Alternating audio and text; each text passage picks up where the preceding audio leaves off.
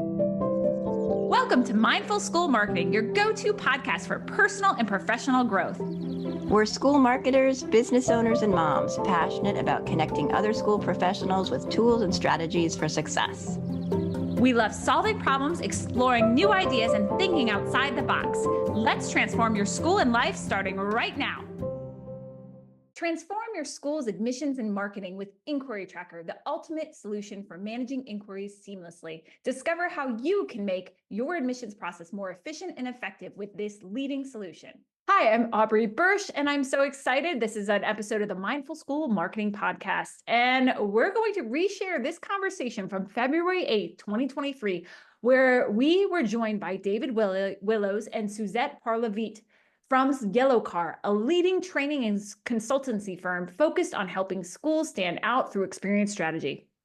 Yeah, it was a great episode. It's one of our most popular. We discussed how experience strategy works for independent schools and how it can help schools stand out.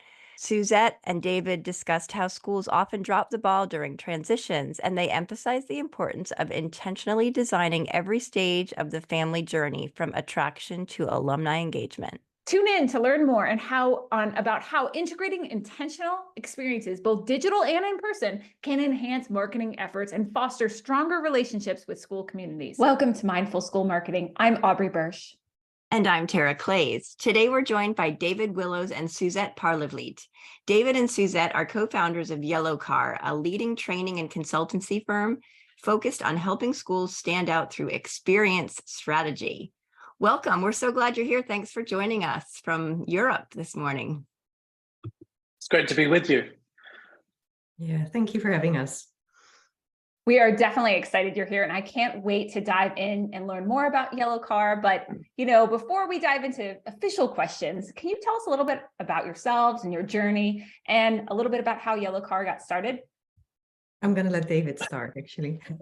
That was a Zoom pause, wasn't it? Yeah. So a bit about us and about Yellow Car. So for the last few years, Suzette and I were working at the International School of Brussels in Belgium. I was actually the director of advancement there for 17 years. And over the last 10 years or so, worked with Suzette in my team. She began as the communications manager and then ultimately became the manager of experience design. And we were leading an advancement team in that school. This was a great opportunity for us to work together and to work with some great colleagues. And at a certain point, we just thought, this might be the moment in our careers where it's time to take a leap and to jump into a Yellow Car. Yeah, and so while we were working together, we were actually trying different things out already in terms of improving that experience. We didn't really have a name for it. But while we were making this new jump, we've been taking all this learning from being in the school ourselves to this new venture called Yellow Car. So you might be wondering what Yellow Car is really all about. Why do you call a company it's about experience strategy Yellow Car? Well, it turns out that both Suzette and I, even though we were children at very different periods in the last few years, I'm much older than Suzette, but we still played the same game as kids.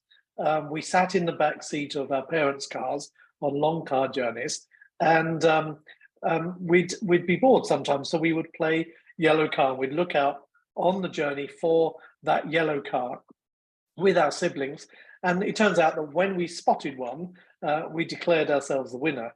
And I think one of the things, as we talked about that childhood game, and I think actually we played it ourselves on a road trip once in North America through the motorways of Connecticut. We did, and it was a boring journey until that point.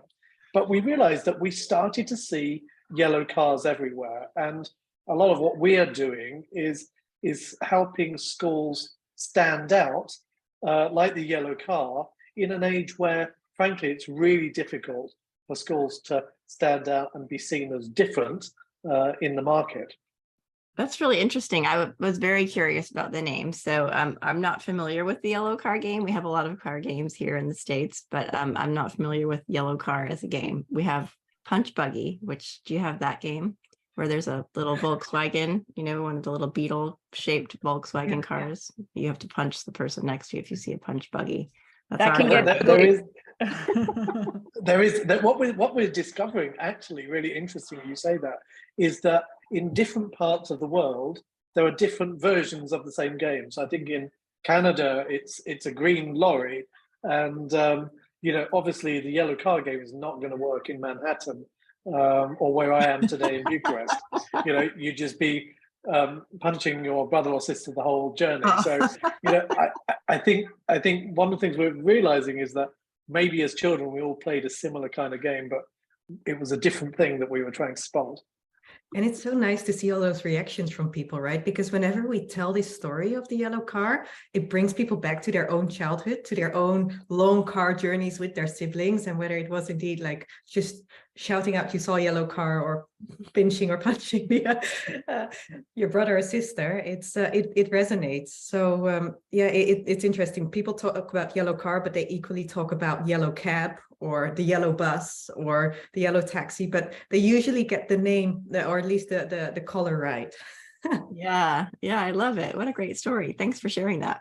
Let's dive into experience strategy. So Aubrey and I have both seen you talk about this, and we were really interested in it as a topic and wanted to share it on our podcast as a result. So can you kind of give us a broad overview at first of what is experience strategy? Sure. I mean, I think one of the that's easiest places to start is it's about looking at your school. I'm going to touch my glasses here if you're watching me on the video. It's looking through your school with a different pair of lenses on, and they're the experience lenses. And let me take you to an example that probably we can all identify. If you think about going to a fabulous hotel, one of the things about a fabulous hotel compared with just an ordinary hotel is that the experience feels different. And the reason why the experience is often feeling different is because every aspect of that journey that you have, from booking the room all the way to arriving at reception, all the way from being checked in and then reaching a room and then maybe going for dinner that evening, that whole journey has been intentionally designed by someone and not just left to chance. Mediocre hotels just leave things to chance. Great hotels intentionally design every single stage of that journey. And that's what we're trying to do when we think about yellow car, is take all of that experience and thinking about experience and applying that to the world of schools. Yeah, and the way we do that actually is through this methodology that we call the life cycle of school experience, because we believe that every family is on a journey. And we have broken that journey down into 6 stages. So the first stage, which is the attraction stage, is when a family is looking for a school for their child. So whether they are changing schools or they're relocating, or it's just going to be that very first time, they're talking to friends and family, they are looking on Google, they're checking out websites. That's that attraction phase. Then hopefully they get in touch with our school. That is that we're entering now the admissions phase. So this is where they inquire, they come and visit the school, they go through that process. Hopefully at that point they've gone through the whole process, they enroll in the school. So from the moment of enrollment until the first 30 days being in the school, we call that the induction phase. It's onboarding those new families. Once they are a part of that current community, we call that the engagement phase. This is where they're actively engaging with the community, coming to events, getting all those communications about the learning that's happening. We've done so much work into getting those families in. So now we're getting into the 5th stage, the retention stage, where we're trying to retain those families. And then ultimately, the students graduate or a family moves on. So they are departing from the current community and they are arriving into the alumni community, and we call that the departure and arrival stage. And so we believe that that the experience strategy should be looking at every single touch point along that journey, all the way from attraction to when a student ultimately leaves the community and is entering that alumni phase. I like the hotel reference.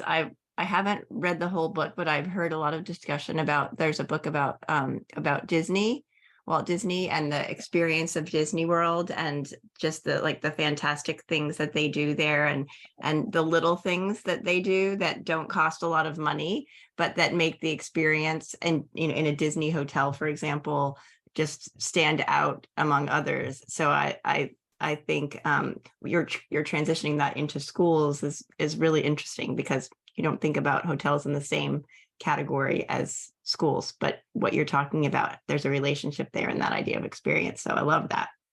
And Disney is a great example there as well, right? You have mediocre theme hotels and you've got Disney, and it's that idea of everyone has a role to play.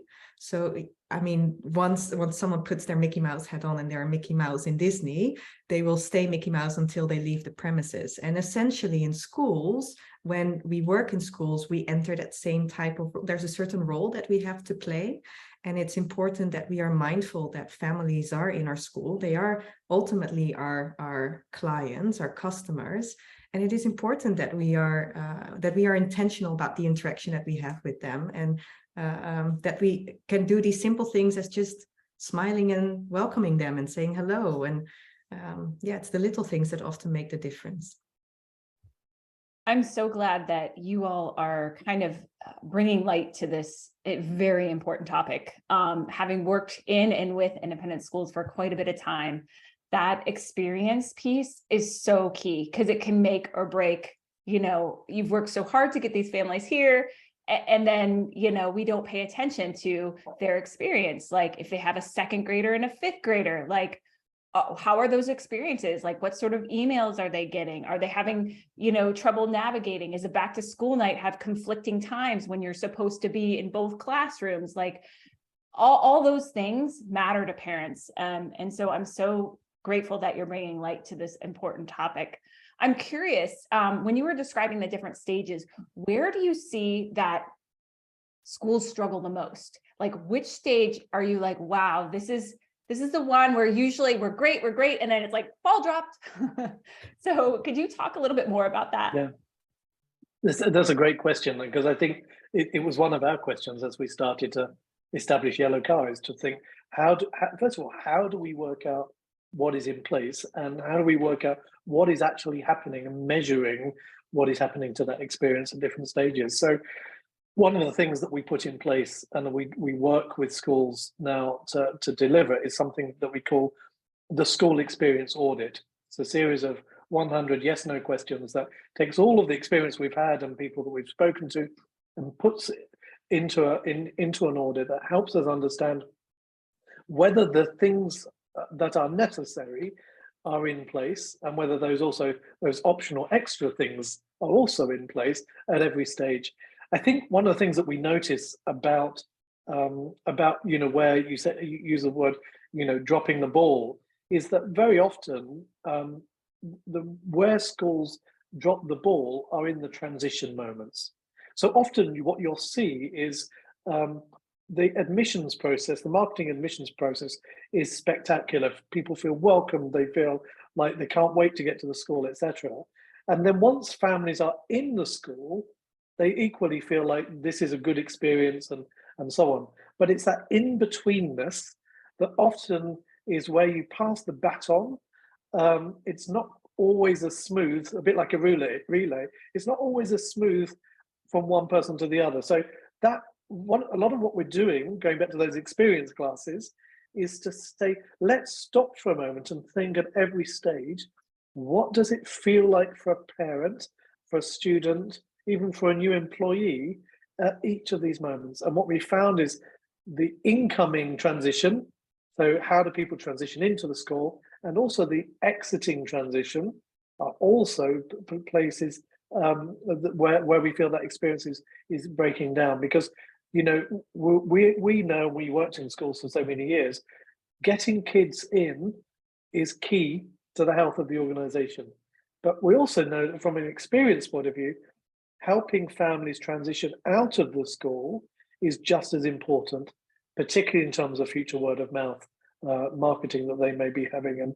And so, this is some of the things we're learning as we think about, what that experience is actually like for families in so many schools around the world. And we've now got enough data that we can actually begin to look at some common trends across schools that we've worked with and schools that we've audited to kind of say, yes, there are some patterns emerging and we can draw some conclusions. And it has a lot to do with that intentionality, right? So that attraction phase is essentially a big chunk of your marketing. The admissions phase is your admissions. And then the induction phase, it really depends per school, but there's typically in many schools not one single person who really feels responsible for that. Whereas when you then get into the engagement phase, it's often your internal communications. And so it is about who is ultimately responsible and has that oversight to make sure that those families, whether they are entering your community or whether they are leaving your community, that they have all the information they need to either be welcomed in a good way or to leave well. And it's coming back to that sense of being intentional about every stage of that journey. Yeah, I'd love to get some concrete examples of how you've seen this approach make a difference for schools, like the Disney example. I think the Disney example was something like they give you a free drink out by the pool or something like that. Like, what are some examples that you can point to just to give some people some ideas? Yeah, I mean, there's probably a few that we could talk about and far too many ideas for this podcast, maybe another one, but let's throw some out there. One is, I think if we go back to our own experience in working at the International School of Brussels, one of the things we developed there was something called an experience room, where we intentionally designed an admission space for prospective families that was rooted in the idea of creating a space where families could learn and not just receive information about whether or not this is the right school for their children. So we took everything back to square one and we redesigned this as an interactive space with an interactive game using technology in this space that created a different kind of environment that was maybe surprising. It wasn't what they expected, but it was also intentionally connecting families to both the tradition and the innovation parts of the school's brand, and was helping us portray our messaging, but in a way that was also helping us stand out. So that was one example, I think, that is worth mentioning.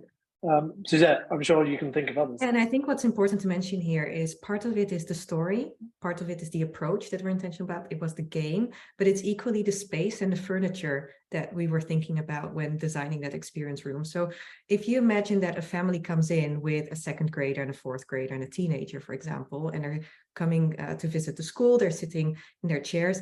Now, we chose those big egg chairs, so they kind of cocoon you, they hug you as you sit there. But what it equally does, it gives every single person in that room the same space. And for us, that resonated with giving every single person in that room that same voice, because we wanted to make sure that also the students and the kids, that they were heard, and that we were clear on what was important for them in finding the right school. And it's thinking about these different types of elements, that it's not just about having a fancy interactive screen that is surprising, but every single element in that room was thought through. When we think about, if we're thinking back of that journey, the way we often set it up is in 3 layers. So what are some of the foundational elements that we need to have in place? What are some of these basics? What are then some of those improvements we can set up to further enhance that experience? And then what are some of the moments that are a bit the icing on the cake? You know, those moments that spark joy or surprise or wonder, some of those intangibles. And it's often when you have those foundations in place and you start building, it's these moments that are often leaving a lasting memory for families. I think as we think about the work that we're doing now with schools, I guess every school is different. So there are some schools where we're now helping them think about becoming a more integrated team. And maybe it's the same in different parts of America as it is in Europe, but we actually see a lot of siloed teams, and we believe that siloed teams lead to siloed experiences for families. So one of the things we do is actually work with schools to actually help them become more integrated, because the more integrated they become, the less siloed that experience is for families. In other schools, another school, for example, we're working that they're actually going through a crisis. And so we're actually helping them manage the crisis, because that crisis itself needs to also be intentionally designed so that you can begin to lead people out of a crisis into a more positive place. And in other schools, it's about helping them think about the visual experience, because we know that the visual experience, the work of a graphic designer, for example, is not just about a logo, but it's about how that everything that is visual is seen at every different stage of that life cycle, and helping schools discover and uncover that coherence that changes the experience and the experience of the brand. So these are lots of different ways of working that take us to the heart of those principles, which is, let's do these things intentionally and not just leave them to chance. Yeah. So it's ultimately, it's how can we create this integrated and coherent experience for families? And it starts by being integrated and coherent, right, from the input point of view, right? That's amazing. I think you've hit on so many amazing things here. I mean, I'm just nodding my head and going, yes, yes, yes. I mean, when you're talking about the silos, I mean, we see that all the time, and how important, and I love the word intentional, like you're very intentional about looking at these things, because oftentimes in schools, you know, sometimes we don't have an opportunity to step back and be intentional. So having like someone come in and kind of set that tone of intentionality is really important. So I'm just so thrilled and excited about all this. But I do want to touch on, so we are a marketing podcast. So I am curious, and you did kind of hint to this earlier, but how does experience strategy fit into a school's overall marketing strategy? So I think one of the ways is that to think about this is to think about who are your best marketers. And we are firmly convinced that your best marketers in a school are the people who are currently in your school. And we are 100% convinced that most of our schools, the repeat business is coming from the current parents. And that word of mouth is something we need to preserve. We need to really build up and manage it in an intentional way. So for us, what we would be arguing is that the more schools are investing in designing that experience and enhancing that experience for families so that they just can't help but talk about it, that's going to have a bigger impact than, let's say, plowing lots of money into a social media campaign and doing nothing else. So we're not saying don't plow money into a social media campaign. We're saying if that's all you do, you may be finding that there's a disconnect between what you're saying out there and what families are actually experiencing when they're in your school. And the reason why that's so important is if you look at some of the research that a friend of ours did, she was looking at if people have a positive experience, they tend to share it with 4 to 5 people, the people closest to them. So that's friends, families, and they will talk about it for up to a year. Now, if they've had a bad experience, they will share it with anyone who wants to hear it for as long as they remember. So if we leave that experience to chance and there's gaps into that experience and we leave it to chance and it's negative, then that will become bad marketing because it's bad word of mouth. And this is where that integration is so essential, because marketing shouldn't just be its own silo where it's talking about campaigns and website. That should be a window into what that real experience in the school is. So we need to think about what are those windows.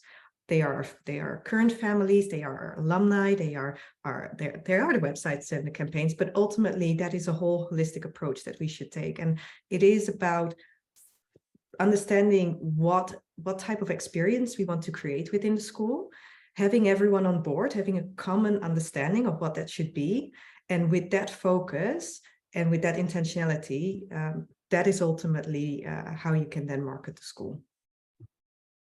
Let's talk about a digital experience, because especially with COVID, a lot of the and even before COVID or without COVID, you know, the first experience that many people have with a school is the website or their online presence, whether it's social media or a Google result. So how do you, some of these ideas are wonderful and they require in person. So how do you translate some of this to digital experiences?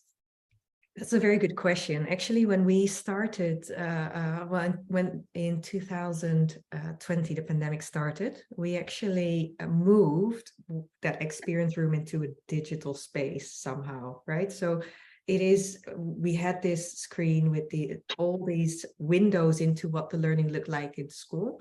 And we tried to create a similar digital experience. At the heart of what we were trying to do in that room is getting a better understanding of what was important to that family, to then help them getting the information that they needed or understand what the school is like in order to decide whether that's the best school for them. I think as long as we are clear on the ultimate purpose, the ultimate goal that we have, and as long as we're intentional about what we're trying to do, then step by step you can create experiences that will make a difference. And if I reflect on that experience room, it is about starting with one thing and then adjusting it along the way. Sorry, I interrupted, but one of the things I was going to just add as well there is that we talk about whether it's the digital experience or the in-person experience. The fact of the matter is, I don't think most of us have any idea about what that experience actually is. What does it feel like for parents? Because often we don't ask them.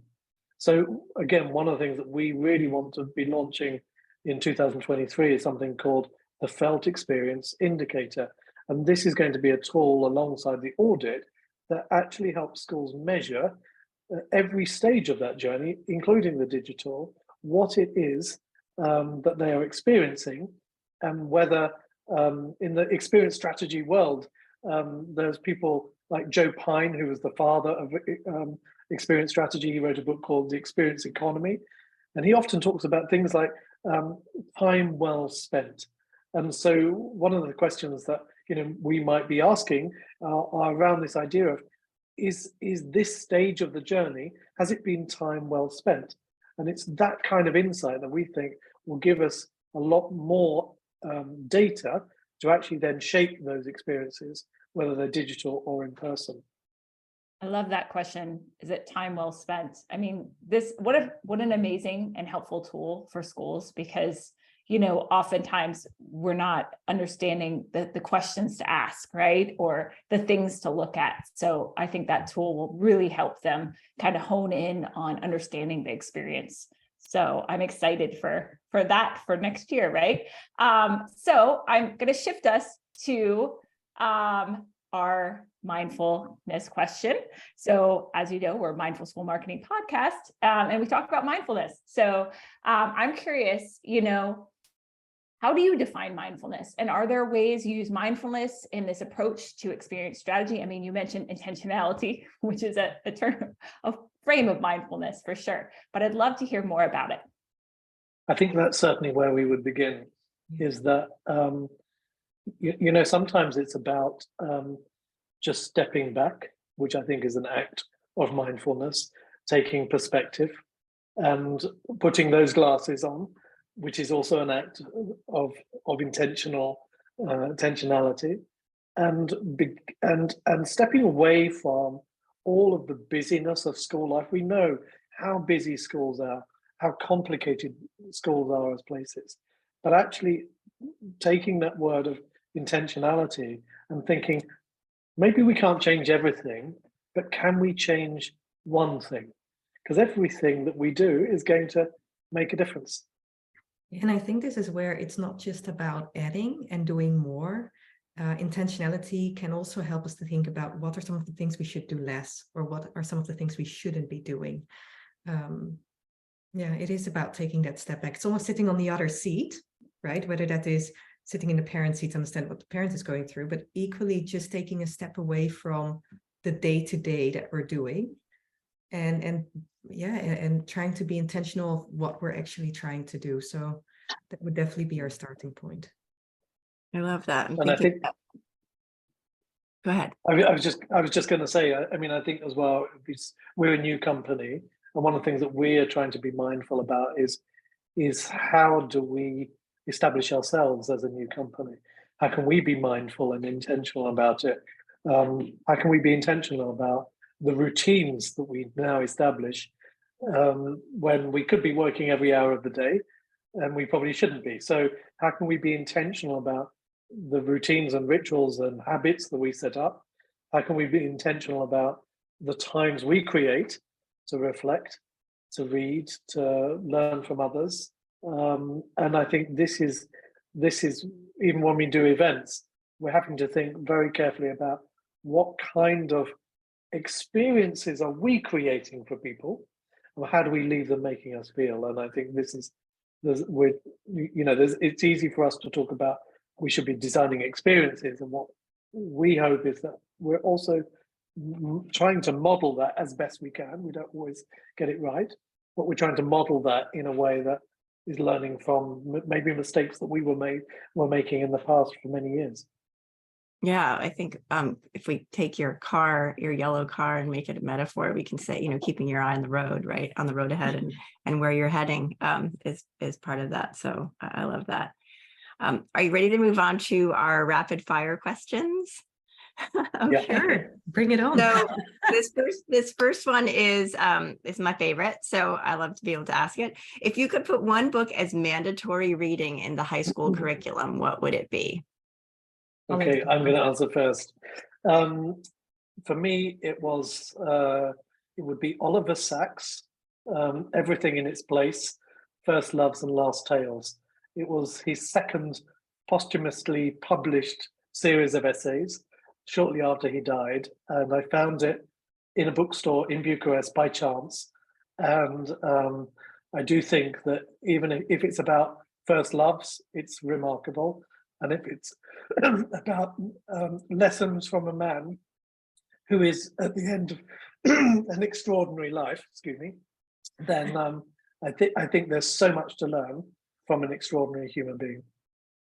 Yeah, for me, it would actually be The Power of Choice. It's a very new book by a Dutch author. She's a coach, Kelly Wakers, and mostly because in high school, it's so much those final years are so intense with all the exams, and this is very much giving the other side of, while we are in the midst of making big decisions about the next phase of our life, what are some of the important controls that we have ourselves about the choices that we make, and how they can impact us further and become the best version of ourselves. Oh, I'm so excited to read both those books. Thank you for sharing. All right, our next question. What is one app that you couldn't live without? For me, count. I have more than 10,000 photos on my phone with more than 1,500 videos. I wouldn't know what to do without it. I think I have even more. I think for me it would be Strava. I'm not a good runner, but I do try and run most days. And probably one of the only things that motivates me is, can this app tell me something good about myself at the end of every run? So I'd be lost without it. Okay, next rapid fire question. What are you reading right now? I just bought the book by Daniel Pink on The Power of Regret. It's one of his newest books. Yeah. And I love the idea of how he's talking about how looking backwards can help us move forward. So I haven't finished yet, so no further insights there, but I would definitely recommend it from what I've read so far. Yeah, it's great. I saw him do a talk on that book when it first came out. Yeah, he's done some other great books as well. It's a good one. I love the idea of, like, everyone's always like, don't dwell on your regrets or something like that. But this is, it's hard, and sometimes maybe it's important. So I'm excited to put that book on my reading list.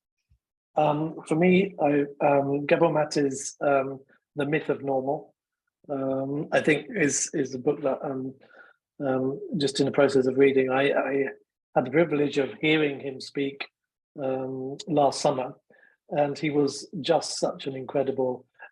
In fact, funnily enough, now I'm speaking, I realize that he's the closest to Oliver Sacks for the previous person. So very similar sort of person that is just an incredible human being with huge insights into the human condition and helps us understand who we are. And it's a bit like when you read or when you listen to him speak, it's like good therapy. So yeah, that's what I'm reading at the moment. I love that. I'm so excited. So we have a Goodreads list. So Mindful School Marketing Goodreads list. We're going to add all these books in there. And Tara and I have been slowly working our way through because we have such wonderful recommendations from all our guests. So these will be some great ones to add in. So our last rapid fire question, what is one great piece of advice you'd like to leave us with? I can begin with this one because I've done some reflecting on this. It's the end of the year, and looking at the workshops that we've recently done, it often, we can often not start something because it seems either too big or too insignificant. And if you just take it one step at a time, but you're consistent with it, you can come such a long way. So yeah, don't be discouraged. And if you think about just taking it one step at a time, we can just do such amazing things.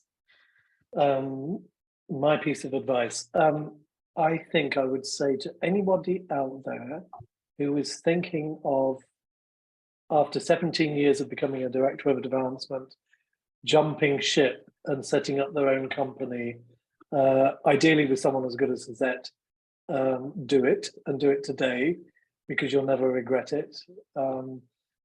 This for us is such an adventure that we really are so excited about, the conversations we're having, what we're learning, the extent to which we can really take control of, how we grow and the schools that we connect with around the world. So that would be my advice. If you're wavering on the fence, then I would just say jump. Excellent. That's exciting. As Aubrey and I know from jumping into our own ventures, it is something that gives you a lot of appreciation for working for yourself too. All right. Well, thank you so much for joining us. Where can people find you online? And can we look for you in a yellow car somewhere? That would be great, wouldn't it? Yeah, so everyone can have a look at their website, yellowcar.io, but we also have this free community space, community.yellowcar.io, where we already have more than 400 people working in schools and with schools connecting with one another around this idea of experience strategy. We run some workshops on there on a monthly basis as well. So anyone is welcome to join us right there. Thank you so much for being with us today. We've learned so much, and I know our audience appreciates everything that you've shared with us. Thank you. It's been a pleasure. Bye. This episode is brought to you by Enquiry Tracker. We believe that every inquiry is an opportunity, and with Enquiry Tracker, you can unlock the full potential of your school's enrollment journey. Say goodbye to missed opportunities and hello to a streamlined admissions process that prioritizes efficiency and effectiveness. Discover the leading solution for school admissions and marketing. Visit inquirytracker.net to book a personalized demo today. That's inquiry with an E, tracker.net. Thanks for joining us on the Mindful School Marketing Podcast. We'd love it if you pop into iTunes and leave a review, 5-star preferred. Let us know how you like the show. It helps us improve what we're doing and helps others find us too.